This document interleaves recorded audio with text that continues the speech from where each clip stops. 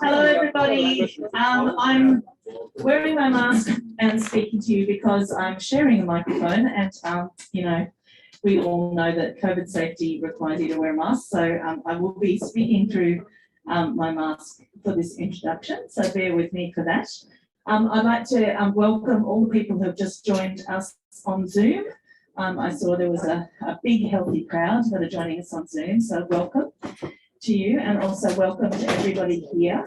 Before we get started, for the people in the audience here, I'll just let you know a couple of things. One of them is that we do have an outside toilet, which is a little bit easier to get to than the inside one. So if you do need to use it, you can just come down through there, and in the corner you'll see a light. So just be careful of where you step out there. But there is an easier toilet. If not, there's one behind the counter. There's a set of stairs, and you can head up there. It does say no customers, but of course, if you're here for an event, you're not customers, you're family. So you're welcome to use that as well. Okay, so without further ado, I'm going to start tonight. I'd like to start by acknowledging the traditional owners of the land that we're meeting on in this area, the Yabara and Turrbal people. I'd like to pay my deepest respects to elders past, present and emerging, and to any Aboriginal people who are here with us tonight. I'd also like to mention that because we're zooming out right across the land and internationally, but across Australia, we're zooming onto the lands of many different Aboriginal people. I'd like to pay my deepest respects to their elders past and present as well. This is Aboriginal land. It always was, always will be, and sovereignty was never ceded. Now, it's my delight to finally bring you this event. This was one of the events that was affected by our week of lockdown that we had for COVID, and we had to delay it, unfortunately. But kind of fortunately, because again, we're beginning to think about, you know, the submarines have now hit the news, and we wouldn't have even been able to think about that at the last time we were going to meet. So there's another kind of layer coming to our understanding and our conversation tonight, which is really interesting. So in a way, a happy accident that we got to delay this. So we are really happy that you guys stuck with us, and that we are now finally able to meet in real life for this event. For the people in the audience, we'll go to questions at the end. People here can just put their hands up, but if you're on Zoom, you'll need to use the chat function to ask your questions. And that is the place that Sarah has probably just put a link to the book for tonight. So we're doing a sneaky little marketing by putting a link to the book, which you can purchase through Avid Reader on the website. But and also, if you want to get a signed copy, you need to call Avid Reader on 3846 3422 if you're at home, 3846 3422, and pay for the book over the phone, and we can get it signed after the event. So you can join in the signing as well, which is fantastic. So I think that's most of my information. Oh, if you are here in the audience and have your phone with you, if you can switch that to silent, just so it doesn't interrupt the event, that would be great. Okay, I think that's it from me. So it's now my absolute pleasure to introduce you to Rod Welford, who is the Chairman and CEO of MSITE, Specialist Energy System was. I might have an old bio. Oh, I hope it just pipe in if I get anything wrong here. It was a firm based in Brisbane. He's a former Australian parliamentarian. He was a Labor member of the Legislative Assembly of Queensland. Of relevance to his current role, he held the position of Minister for Environment and Heritage and Minister for Natural Resources in the Australian state of Queensland here from 1998. He now works, is this true, in the fields of energy efficiency, renewable energy and recycling. True story. He's also a board member of the Electro Group of companies and was a board member. There's lots of other things on this list. Probably none of them are current. So what I'm going to do is I'm just going to hand you straight over to Rod, who'll be able to tell you any more information I've missed himself. Everybody welcome Rod. Welcome. Thanks, Vicky. There's lots of was's. There's nothing more ex than an ex-politician, David. Welcome, everyone, colleagues and friends, and to the people online. Welcome to you too, and thank you for joining us for this very special occasion, the launch of this new opus by my good friend Ian Lowe. Ian, of course, has a long and celebrated history of writing things of importance and relevance to all of us in the Australian community, from environmental sustainability through to energy, through to the very first book on the impacts of greenhouse and global warming, and now this book on the long half-life. As Chrissy mentioned, it's fascinating that only this week, landing just before this launch, our good friend Mr. Morrison has given us this happy coincidence. Well, happy, what was it called? Happy accident. A happy accident for us by a government of serially unhappy accidents when it comes to decisions like this. I'd like to just start off by talking a little bit about the book, encouraging you and inspiring you to read it. It's not a straightforward read, I wouldn't describe it as a straightforward read. There's lots and lots of information in it. But the key points are reiterated occasionally throughout the book so that you can keep track of the sequence of the history of Australia's engagement with nuclear issues, both in terms of uranium mining, the prospects of enrichment, the potential for nuclear power stations, our involvement in the nuclear fuel cycle globally, and of course now the potential involvement in, well, nuclear war, which is not a very exciting thing. And so the book is very comprehensive and it's fascinating. But what was one of the most fascinating things to me was, and this, I didn't know this because I've known Ian for a long time. In 1994, I was chairing the state government's Sustainable Energy Advisory Group, which did the first solar and energy efficient renewables projects out in Boulia and the Daintree. We went up to the Daintree to persuade the locals that they didn't need power lines. They could actually obtain all their energy from efficient solar. And we weren't very welcome, of course, at the time. This is 1994, remember, so we were well ahead of our time. But as Ian points out in this book, in his long wrestle with the scientists, the nuclear scientists over the years, history, we've been on the right side of history in the end when it comes to the comparison between fossil fuel energy sources and nuclear energy sources as against renewables, which of course are now taking the place by storm, both in technological terms, but also more importantly in economic and financial terms. There's just no comparison, no competition. But the fascinating thing is that Ian started out his research life, his doctorate, in atomic energy research. And this was something I didn't know. So it's surprising in a way that he's taken this long to write a book about it. Because here he was, his very first doctorate was at the, it's on page 7 of the book, UK Atomic Energy Authority. His first project was funded at the University of York by the UK Atomic Energy Authority. I thought, isn't that fascinating? For Ian to end up where he is with the ideas and insights that he now encourages us all to adopt. I love a line that he used a number of years ago. I've plagiarised it ever since. He says, I go around saying the same thing over and over again in the hope that it will become a widely held view.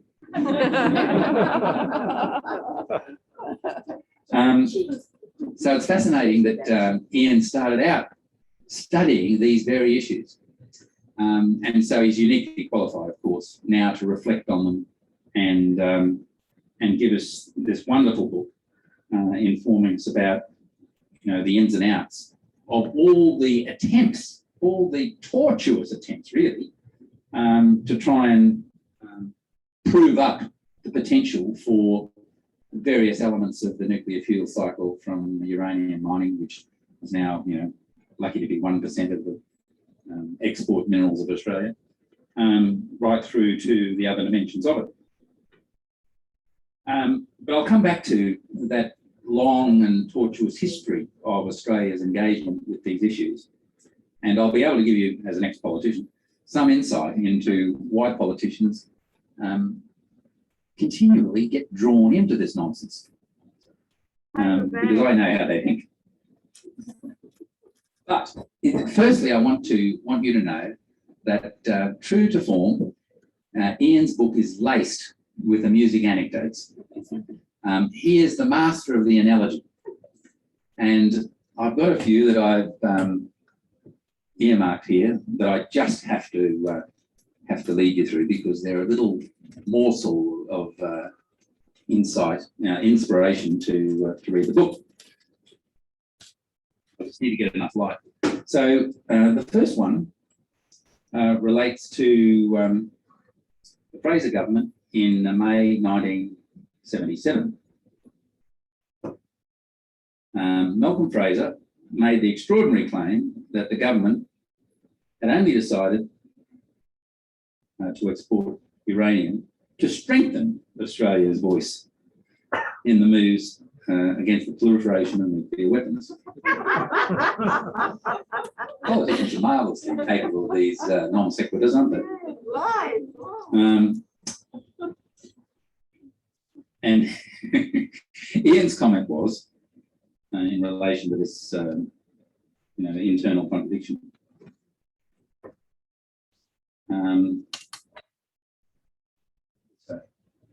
It was a bit like arguing that a reputable drug dealer who only sold high-quality cocaine could lift the standard of the entire illicit drug chain.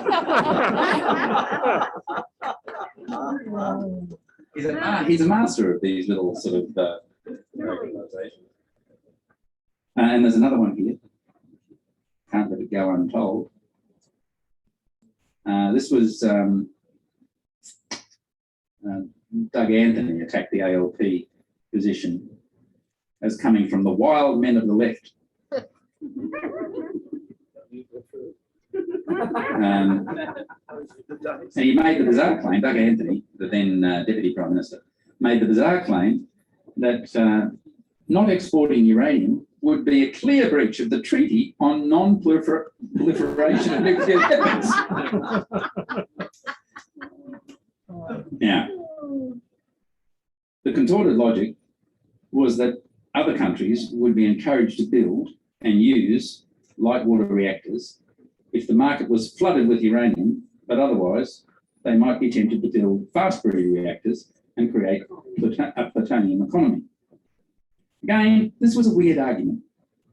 I said at the time, Ian, of course, I said at the time that it was like saying that we had to provide free seats on domestic flights between Sydney and Melbourne because people might end up flying around the world if we didn't.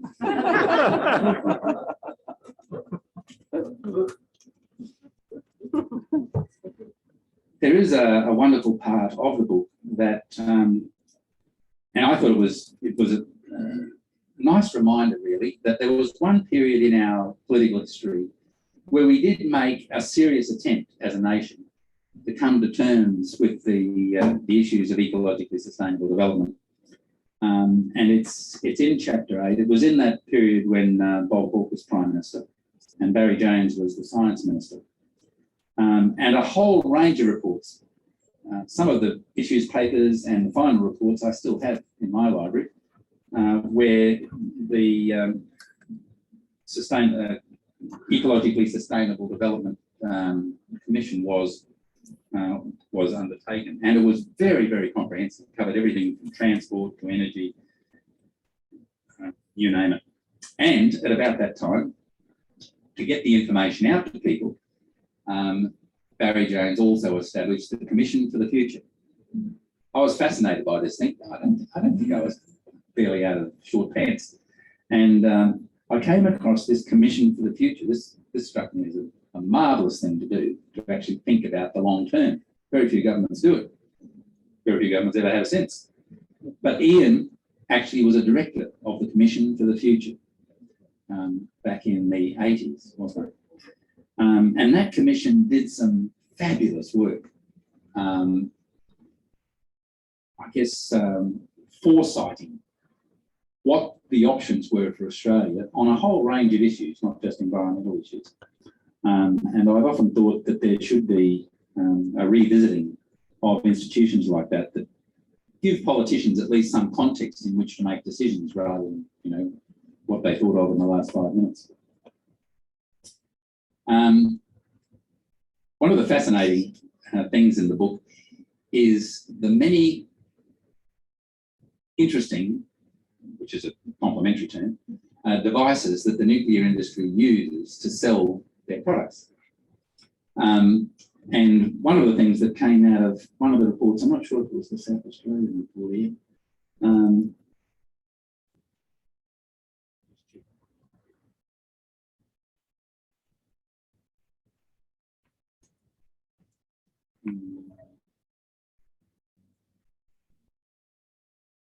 which one it was now. There's so many. But one of the devices they used was to say that if we actually introduced a carbon price, it would make nuclear energy so much more competitive. There was no end to the ways in which they would try to, I guess, hitch their sail to things that were modestly progressive in order to make nuclear the nuclear cycle more accommodating, or at least more acceptable.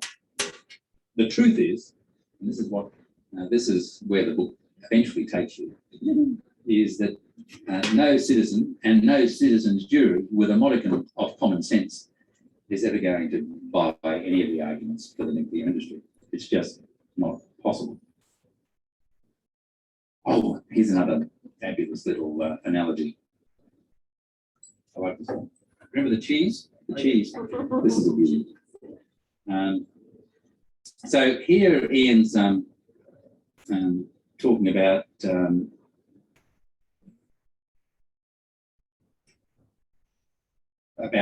accounting and the figures that were often used to try and work out whether having a mining industry was, you know, a good industry for Australia to have, both in terms of jobs and in income generation, generating income like other mining industries do. And Ian makes the point that at the time I was writing this, sales of yellow cake in the last year, for which figures were available, had produced sales revenue of $734 million, while the revenue from the sales of cheese was about $1,000 million. In other words, we make more money from selling cheese than we do out of selling uranium. Given the safeguard, and I love this line, given the safeguards agreements arguably have more holes than Swiss cheese, and radioactive waste is more unsavoury than old gorgonzola, I would prefer Australia concentrated on exporting cheese.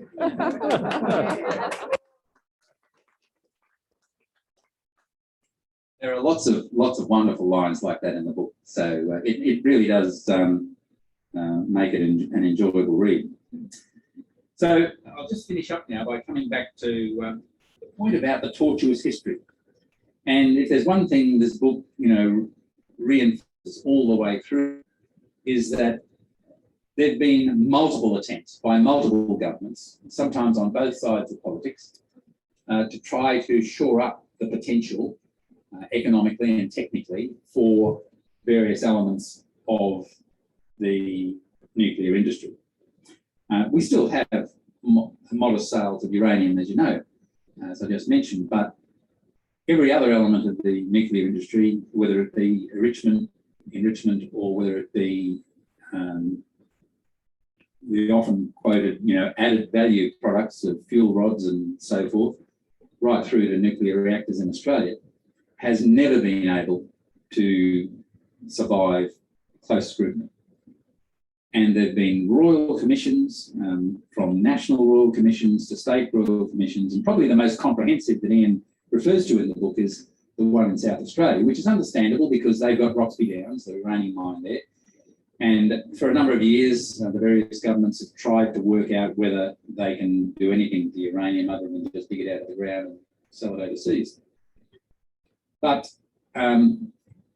Jay Weatherall, after he took over from John Bannon as the Premier of South Australia, had the report of the Royal Commission, but then decided he wanted a citizens' jury to run its eye over the social and economic implications of the findings of the report. Like every other report, of course, as Ian mentioned, no matter what report came out, and no matter how uncertain its findings, or even how negative its findings were on the economics, the news media reported Australia to go nuclear. So you could, we could always rely on the media, couldn't we?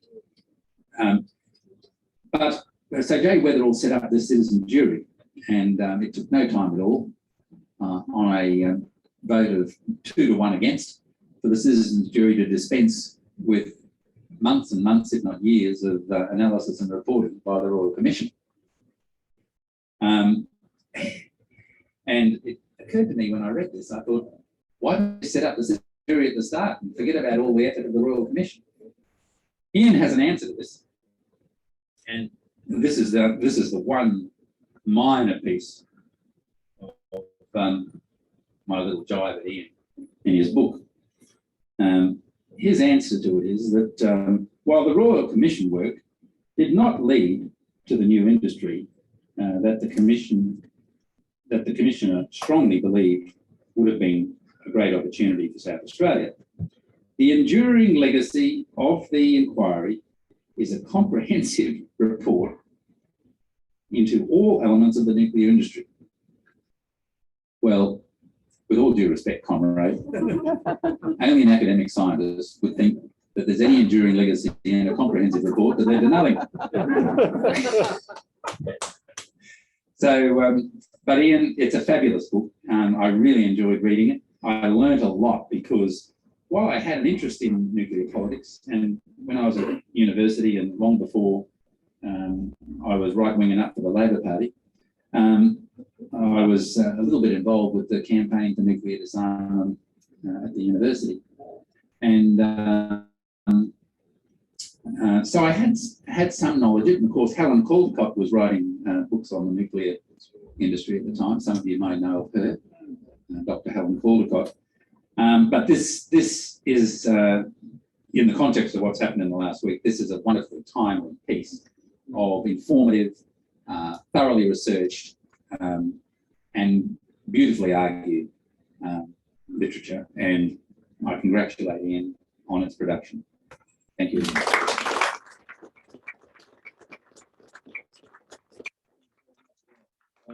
Just to defend my argument that the report was valuable, I have a piece in The Conversation today about this ridiculous decision to develop nuclear submarines.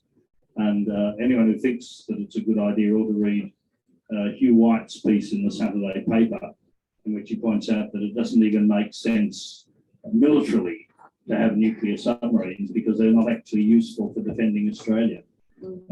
They are useful for American offence, and if we want to be tied into more American offence, lots of luck. But that's worked so well in Vietnam and Iraq and Afghanistan. I understand we want to do more of that. But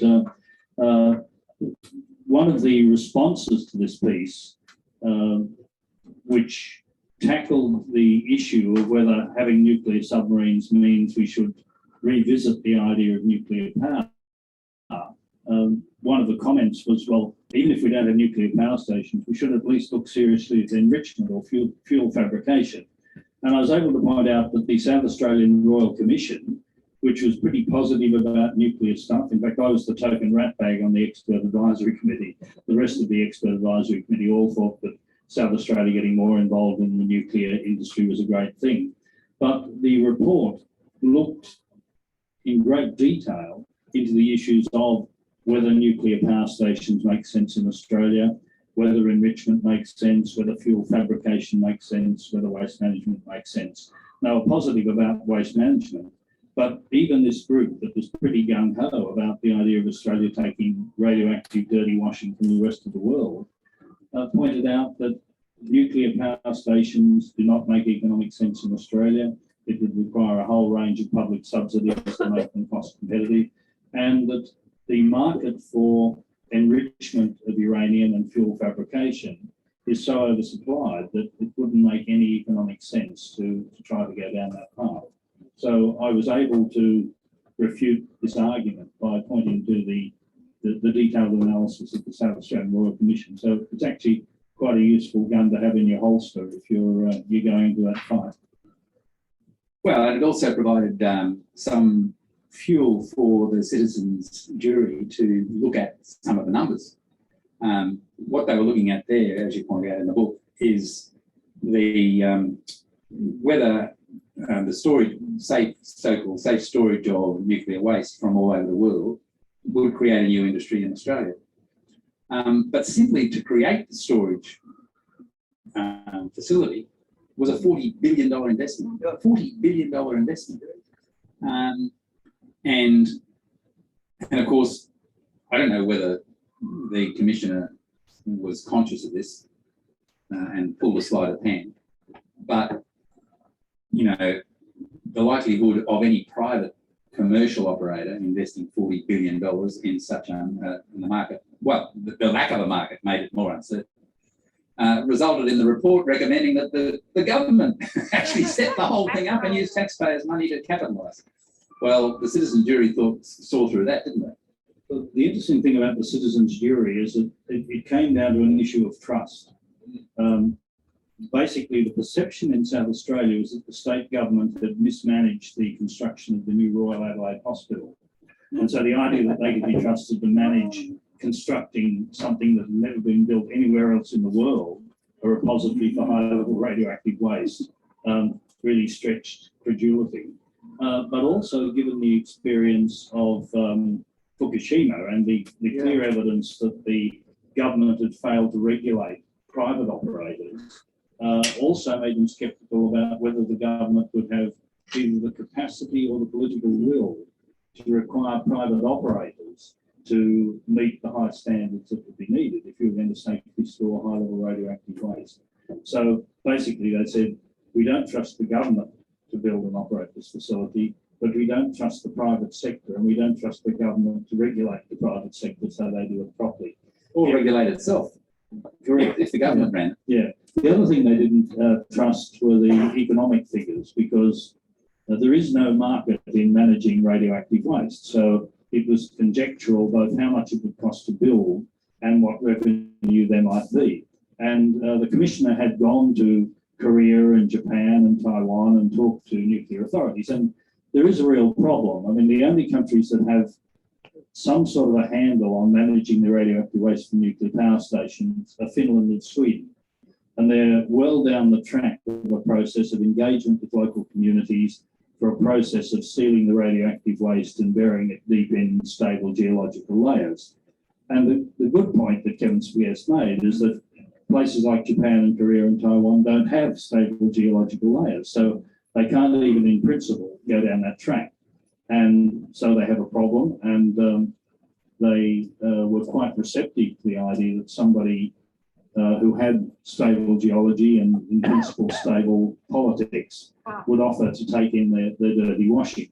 Now, the problem was that while the Commission tried to get them to say how much they would be prepared to pay, no responsible bureaucrat in the nuclear industry in Korea would offer large amounts of money until they were assured that there was a repository that it could go to, and so they could say they were responsibly dealing with their waste. But equally, no responsible state government would spend 40 billion of taxpayers' money until they were assured that there was a guaranteed income stream to repay that. So there was an obvious chicken and egg problem, and the citizen jury said basically it's too big a risk to spend that much public money, although it's small compared with what we're now proposing to spend on nuclear submarines. Well, that's the national level, but this was a South Australian initiative. So imagine, carving $40 billion out of the state government's coffers. I mean, that's an enormous burden. And it's a small state with about 2 million people, so that's what, $20,000 per person. To set this up. It's on a facility, the income from which you could only speculate. Right. And the other worry was that it might well turn out, if they spent all this money, that it wasn't a profitable enterprise. But if, on the other hand, it did turn out that it was profitable, what would be to stop, say, China, for example, deciding that there was a real opportunity here and offering to take in the waste at less than it's costing to have it transported to South Australia? So either way, it was a big gamble, and they decided it wasn't worth it. Mm. I'd like to reflect a bit on my personal journey. You mentioned the shameful anecdote that I accepted money from the UK Atomic Energy Authority to do a physics PhD 50 years ago. And that was because I grew up in New South Wales, and I regularly heard of people being killed and injured in accidents in coal mines. And I saw the pollution from the burning of coal. And as a young physics graduate, I was quite attracted to the idea of nuclear power, which seemed cleaner and more environmentally benign and safer in terms of workers in the community than coal-fired power stations. And I was quite positive about it. I didn't have any problem looking at the basic physics of a problem that affects the useful life of fuel elements. My first academic job was in the Faculty of Technology at the UK Open University, and some of my colleagues were critical of the economics of nuclear power and of the fact that there was both the close relationship with the weapons industry and the lack of planning for the long-term problem of radioactive waste. So I became cautiously critical, I suppose. I came back to Australia for 6 months in 1977, and the Fox report, the report into the Ranger uranium mine, had just been released. And one of their recommendations was that there should be public discussion of the issues. And I think they made a very important point in their report. They said that scientists can advise on what the technical issues are about nuclear energy and environmental management of uranium mining. Engineers can advise on the construction of nuclear power stations and their operation and their economics. But whether we should go down that path is a social decision that the whole of society should take. And in particular, whether we should mine and export uranium was an issue they said that the community should be involved in discussion of. And I got an invitation from the Nambour Apex Club. Of all the improbable things, the Nambour Apex Club decided that this was a serious challenge, and they decided to organise a public forum on a Friday evening in that little sugar milling town on the Sunshine Coast hinterland. And they invited 2 travelling salesmen from the uranium industry and Ian Henderson, who was then chairman of the campaign against nuclear power in Queensland, and me as an overseas expert, to a public forum. And as someone who at the time was, I suppose, a critical friend of the nuclear industry, I was shocked to see the uranium mining representatives basically lying to people about the economics of nuclear power, about the status of waste management, and about the operating experience of nuclear power stations. And I found myself refuting what they'd been told, reading from the UKAA House Journal, Atom, to show the good folk of Nambour that they were being lied to by these travelling salesmen. And they almost needed an armed guard to get out of the town at the end, because the community were not very impressed. I mean, I think no community likes being lied to. And we have been consistently lied to. When the Fraser government decided to export uranium, Malcolm Fraser said the waste problem has been solved. And as a cheeky young lecturer, I said that this was a remarkably modest announcement of a major scientific advance. Because as far as I knew, the waste problem had not been solved. And indeed, 50 years later, it still hasn't. It was just a barefaced lie, you know, rather like children overboard or, yeah. The other argument at the time was that we were going to be the Saudi Arabia of the Southern Hemisphere as a result of the untold wealth that would flow from uranium exports. And I make the point in the book that the Ranger inquiry, the Fox inquiry, was told that they would start off producing 3,000 tonnes a year of yellowcake, but because of the rapidly increasing use of nuclear power and the increasing demand for uranium, this would rapidly increase to 30,000 tonnes a year. And because of the increasing demand, the price would inflate. And so they produced these ridiculous figures of how we were all going to be as rich as Croesus on the income from selling uranium. And of course, Ranger has now closed. Over 40 years, it sold 120,000 tonnes of yellowcake. Quick mental sum, average 3,000 tonnes a year.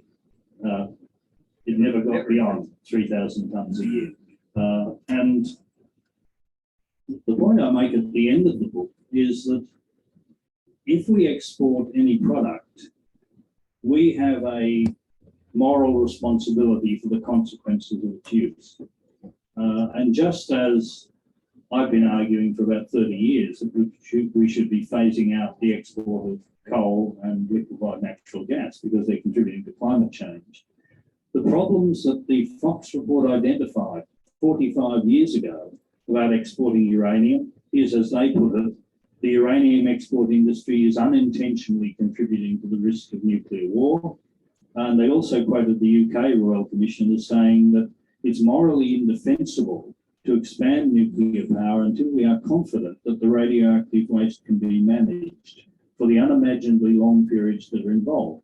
And let's be clear, you know, we're talking 30 to 50,000 years. You know, that's not just a technical challenge, it's a huge social challenge, because that's far longer than any human civilization has ever endured.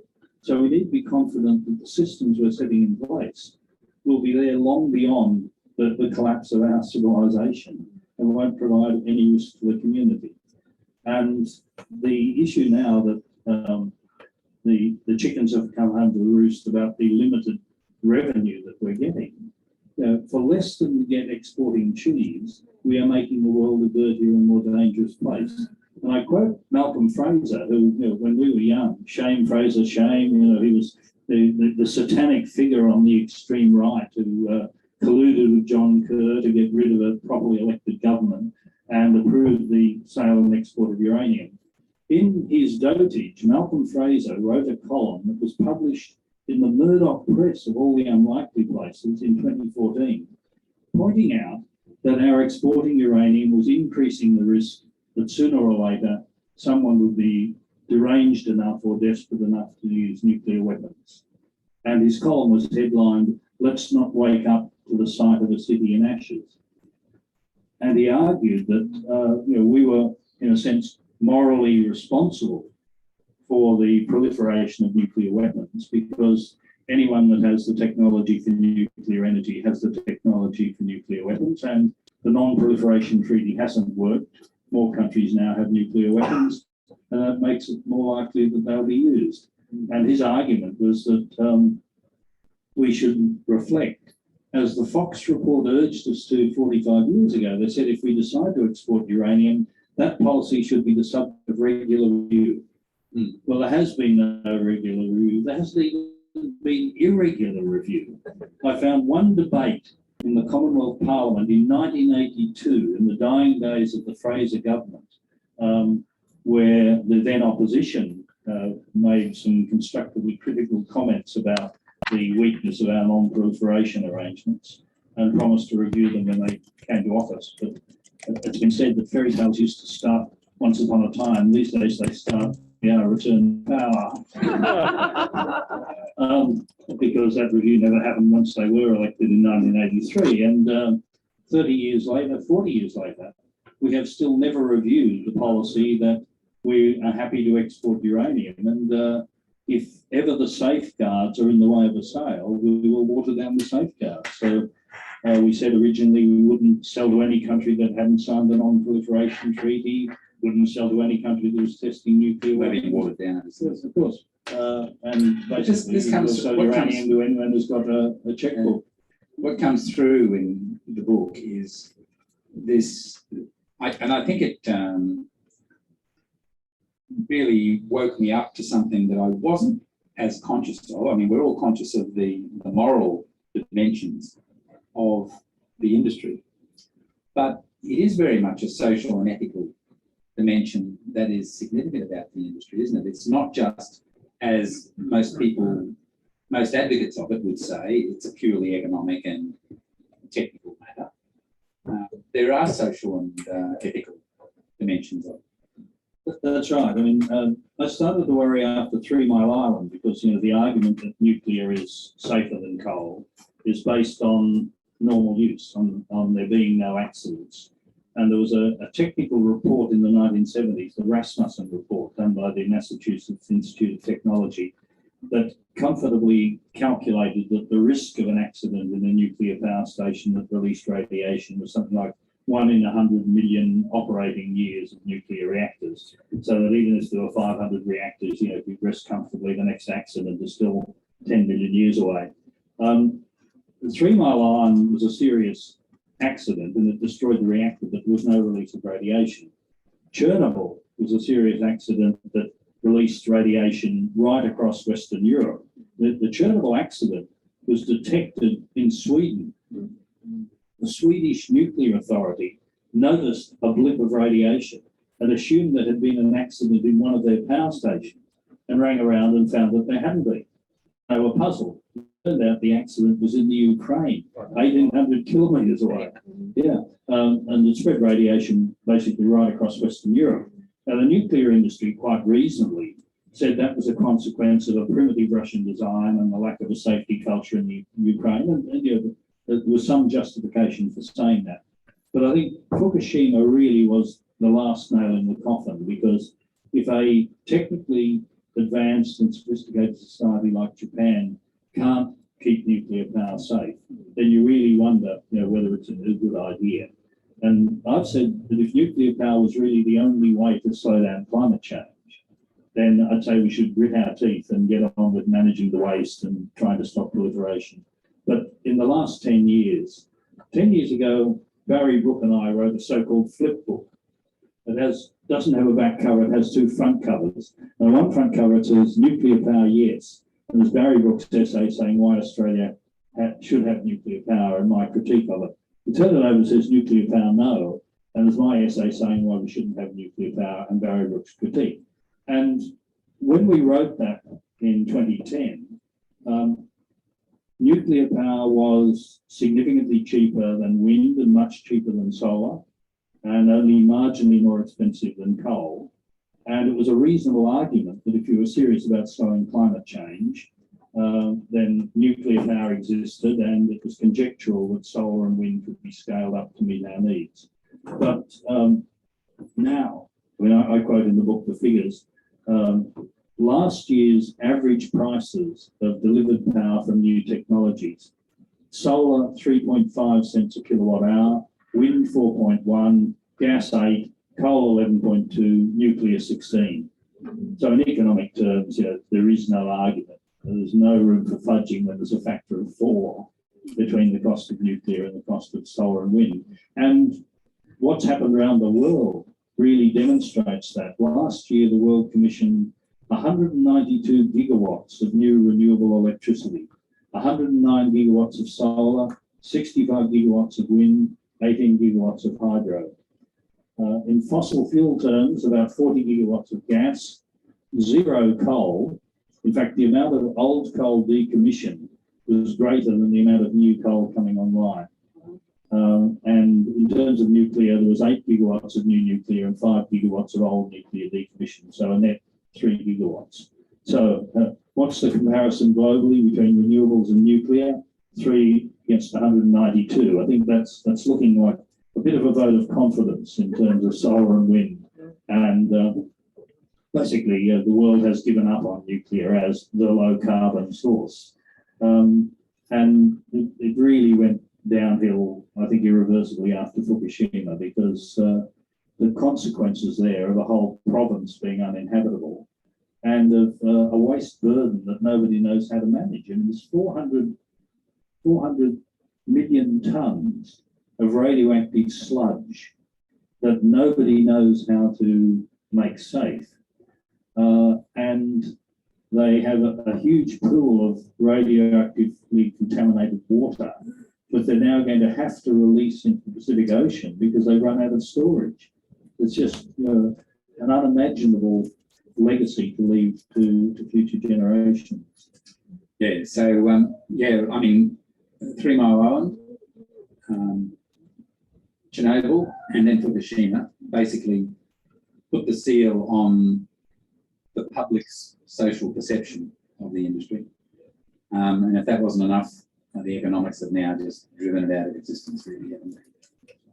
I also want to say something in the book about our responsibility for nuclear weapons. When most people have forgotten that we didn't just supply uranium to the UK and the US to make weapons.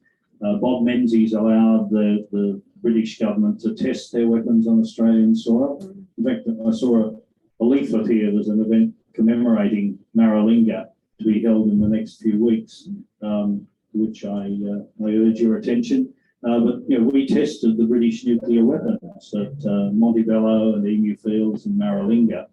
And more recently, now there is a UN treaty to ban nuclear weapons. 50 countries have signed it, so the treaty has come into force. Australia has declined to sign it. And the implicit understanding of the rest of the community is because we believe we're protected by American nuclear weapons. And so we're not going to sign a treaty to ban them because they're stopping Malaysia from overrunning us in dead of night. I mean, if anybody seriously thinks that America would risk global nuclear war to save Australia, I'd like to know what you're smoking and where I can get some. Are there any questions from the audience? There's one from online to start us off, and then we'll come to the audience here. So there's a question from Toby. Is nuclear subs just another in a growing list of political announcements designed to appease the anti-climate change mob who seem to want to destroy the planet? The question was, is the nuclear subs announcement just another political ploy to appease the anti-climate change mob? I suppose the short answer is yes. And the long answer is I suspect this may be another one of those announcements that's made before an election and quietly disappears once the election is safely over. Because the commitment is to spend 18 months studying the possibility of having US or UK nuclear submarines. And the US has been remarkably coy about sharing its nuclear secrets with anyone, even those who collaborated with it to develop nuclear technology in World War II. So I would watch this space, but I wouldn't be at all surprised if it turns out that it's just all too difficult. And as Hugh White pointed out, nuclear submarines don't even make military sense for Australia. I'll just, the question there? Yes, please. No, because of the COVID stuff we can't share. Because of the COVID stuff, we can't share the microphones. You have to shout and we then have to tell people what the question was. That's fine. It's really a technical question, but it relates to what could come of it. Insofar as I believe that it requires 7,000 tonnes of water to produce 1 tonne of yellow cake. And if those figures are right, in order to have Roxby Downs produce any great quantity of uranium, they'll be taking water from the Murray. The question is, does Roxby Downs take water from the Murray? I actually know about this because for a while I was the token ratbag on the advisory committee to Western Mining when Roxby Downs were being developed. And they were conscious of the fact that they were going to need, to be clear and to be fair to them, Roxby Downs is actually a very large copper mine, which also produces relatively small quantities of gold, silver, and uranium.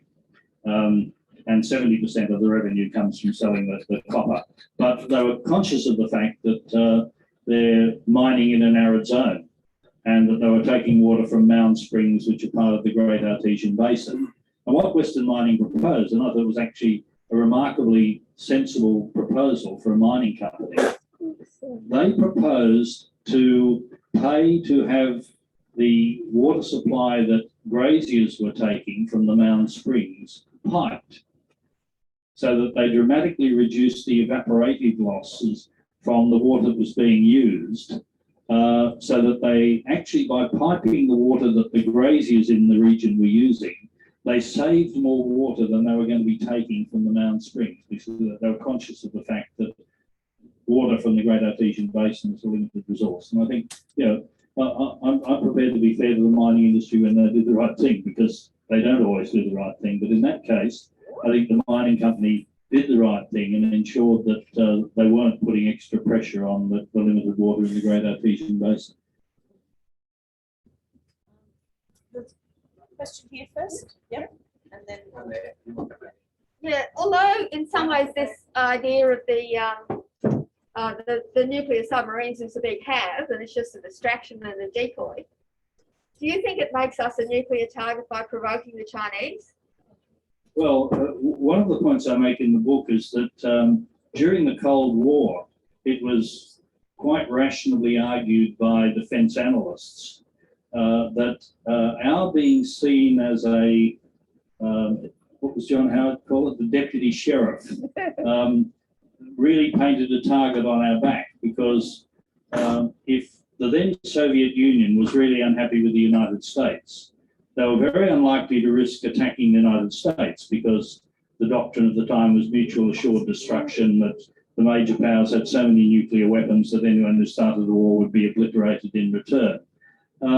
But they might well show their displeasure by destroying one or two cities in a satellite country like Australia, calculating that the United States would not be prepared to risk its mainland being reduced to a smoking ruin to avenge this slight to its satellite country.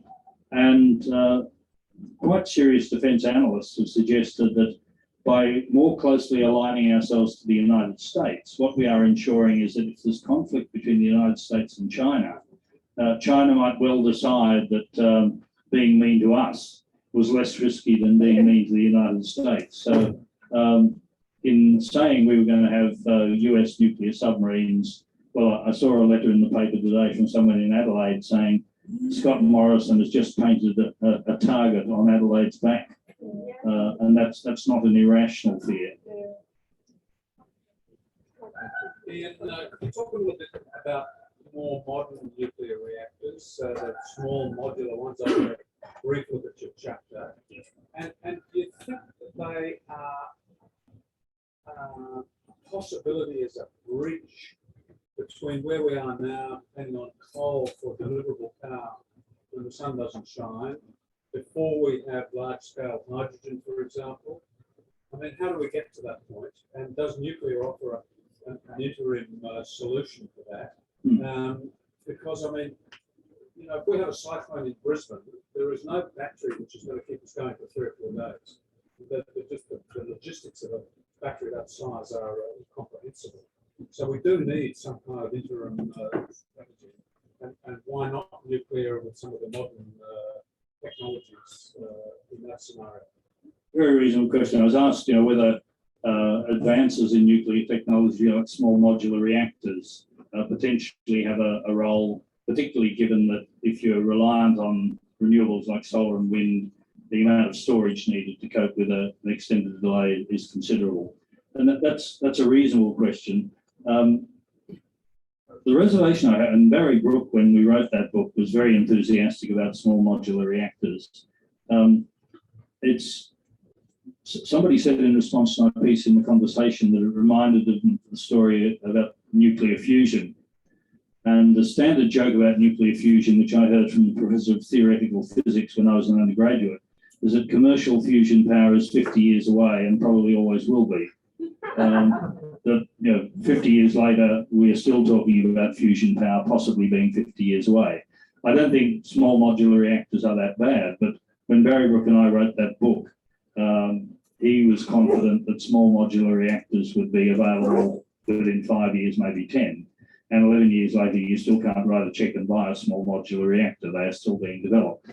So I think he probably underestimated the difficulty of developing sort of small scale packaged reactors. I certainly don't oppose doing research on it, but I think the pace of change has been disappointing. I suppose the more general flip comment I made is that in the 50 years when I've been associated with the nuclear industry, it has always been promising that the next generation of reactors will be cleaner and safer and won't have the problems of the old ones. And that promise has never been realised. It is clear that you need a lot of storage if you're going to run Australia totally on solar and wind.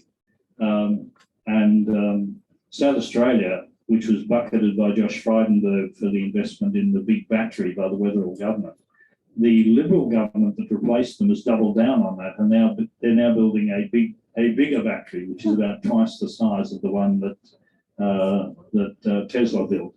I'm not convinced that batteries are the answer, but there's an interesting study done by 3 scientists at the Australian National University, Ken Baldwin, Andrew Blakers and Malcolm Stock, looking at pumped hydro as the storage mechanism. And the idea of pumped hydro is it's different from traditional hydro where you dam a river. It's 2 so-called turkey nest dams, a couple of hectares in area, 10 or 20 metres deep, separated in altitude by 100 or 200 metres. And the idea is you pump water uphill when you've got sun or wind and you allow it to run down when you haven't. Their study identified 22,000 possible sites around the eastern states grid for pumped hydro, of which you would need the best 50 to have enough storage to run Australia totally on solar and wind. And the New South Wales coalition government has a roadmap for clean energy, which shows them getting 100% of their electricity from renewables plus storage by 2035. And they've called for commercial tenders for the building of 8 pumped hydro schemes. Yay. And the one positive legacy of Malcolm Turnbull is Snowy 2, which has a range of environmental problems, but it's basically a very large pumped hydro scheme. And people have overlooked the fact that the Snowy Mountain scheme, which was built in the 50s, has consistently been providing 10% of the electricity around the eastern states. And it's been a buffer that the stored water can be run down when you need the electricity. So I agree we need storage, and I agree we should keep looking at small modular reactors, but I'm not convinced that they're the answer. There are still technical issues, and the ones that are on the drawing board don't look economically attractive. And that's the final question. I mean, the trifecta of electricity is that it should be clean, it should be reliable, and it should be affordable. The problem at the moment with reliability is that the least reliable part of the electricity grid is the old coal-fired power stations. They go belly up on hot summer afternoons. So the lights were being kept on in Victoria last summer by solar and wind from South Australia being transmitted through the interstate link. Final point, I think if we're serious about making more use of renewables, we need much better interconnection between the states, and particularly between South Australia and New South Wales, because South Australia has a very large land area and very few people. So they nearly all, I mean, they got 60% of their electricity from solar and wind last year. And a lot of the time they had surplus that they couldn't use. So we'd be able to use much more in the eastern seaboard if we had better links from South Australia. One more question at the back there. Thank you, Ian. In our beautiful democracy, we rely on pressure groups, lobby groups, and Scott Morrison does not want to sign the TPNW, but there are groups of parliamentarians, churches, faiths, unions, all sorts of groups.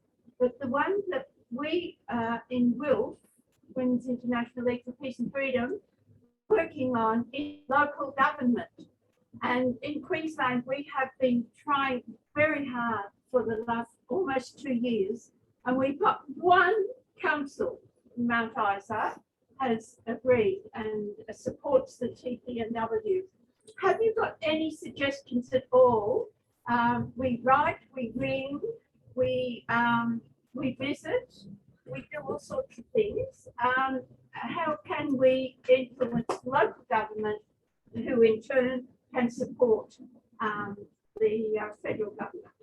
Well, I've argued that local government has actually been a lot better on issues like climate change than state or federal governments, because more people know their local councillor than know their state or federal member of parliament. And so local government is more sensitive to the community view. It's one of the depressing things about climate change that there are now, I think, 6,000 local authorities around the world who've declared that there is a climate emergency and we need to respond to it.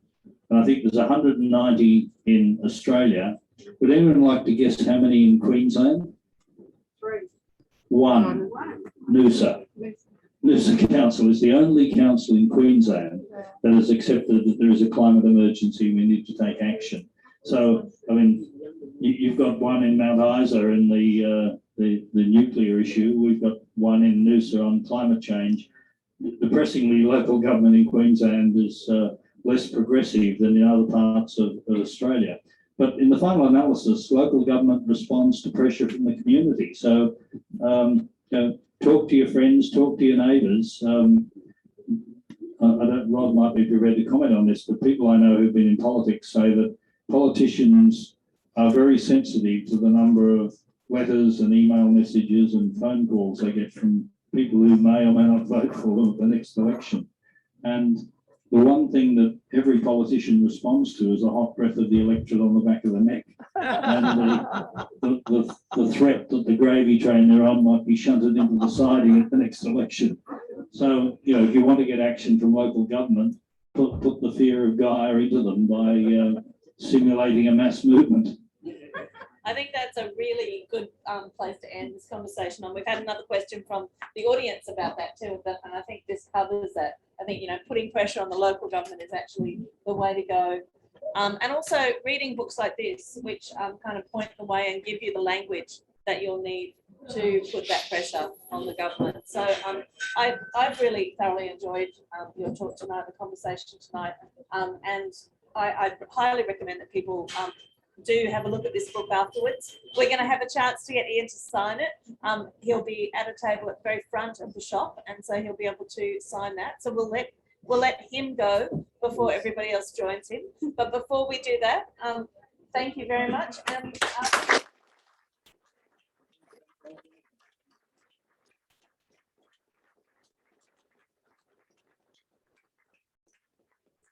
we're going to move Ian to his table first before we join him, but also do remember that we will need to wear our masks inside.